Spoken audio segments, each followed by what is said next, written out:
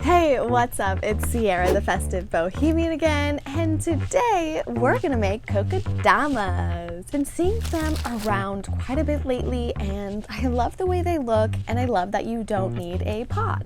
So you can make your kokedamas with several different kinds of plants. I'll include a list down below of a few different plants if you'd like to mix it up that you can use with your kokedamas. Perhaps I'll do a video with those soon as well. But for now, I'm going to be using ferns. I've got 2 ferns, which if you watch my last video where I did a little bit of a plant haul, oh my god, my top lip is sweating so bad. And they're going to be perfect for my bathroom because I've got a little window in there that allows in some nice bright filtered light. So it's not going to be too much for the ferns, and it's going to be in the bathroom with high humidity, so I feel like they're going to be really happy in here, and they're going to be hanging, so they're not going to take up too much space. So if you've got like a small apartment, these will be perfect.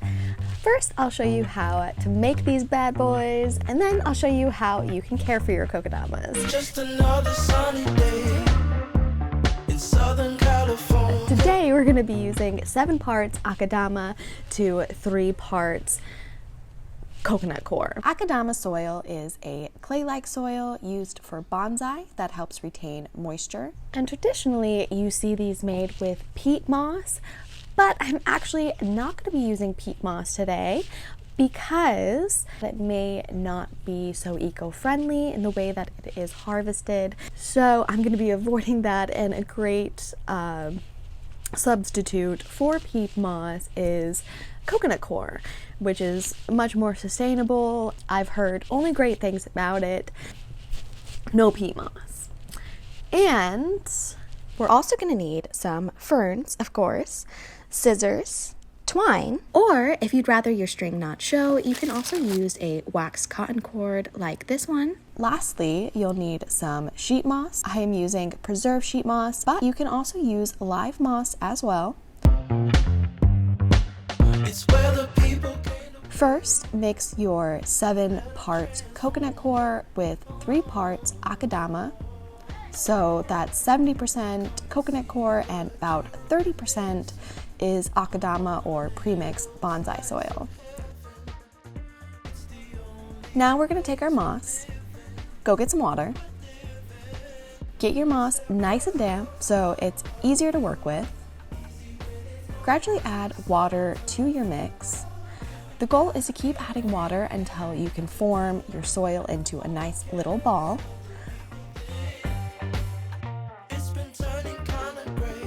Now let's take our ferns out of their pots and gently remove any loose soil. Ferns do have delicate roots, so make sure to be careful.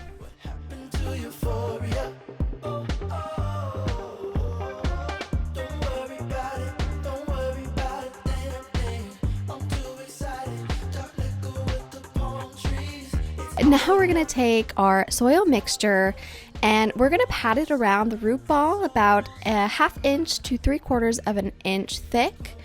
So just cover the entire root ball with your soil mixture.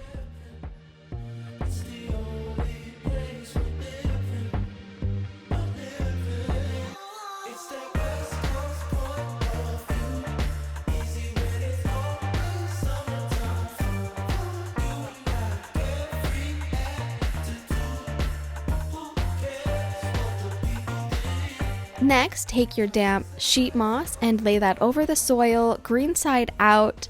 Again, you want to cover the entire ball.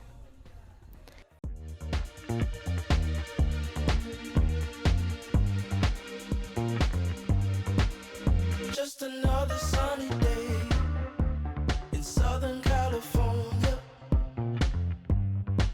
It's where the people came to play. Don't let them transform you. Come and see what. Next, take your twine or whatever string you're using, about 5 feet in length, and place your kokedama in the center.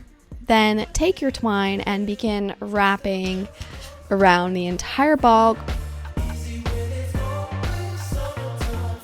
crisscrossing it, really making sure to secure the moss to the ball.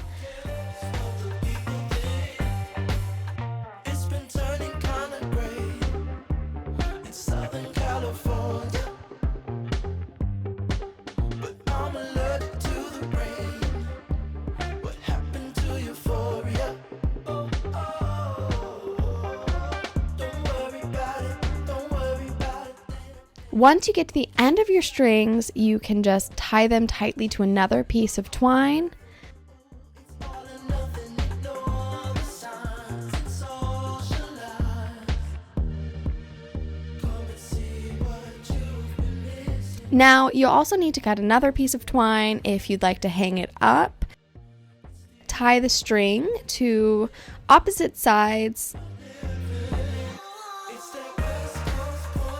and make sure to double knot them so they're nice and secure.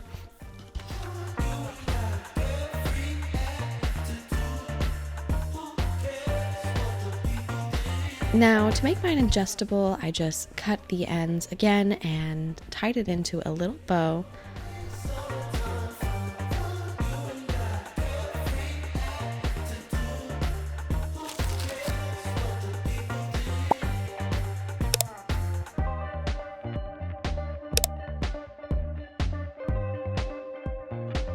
Thank you guys so much for watching and have a beautiful day.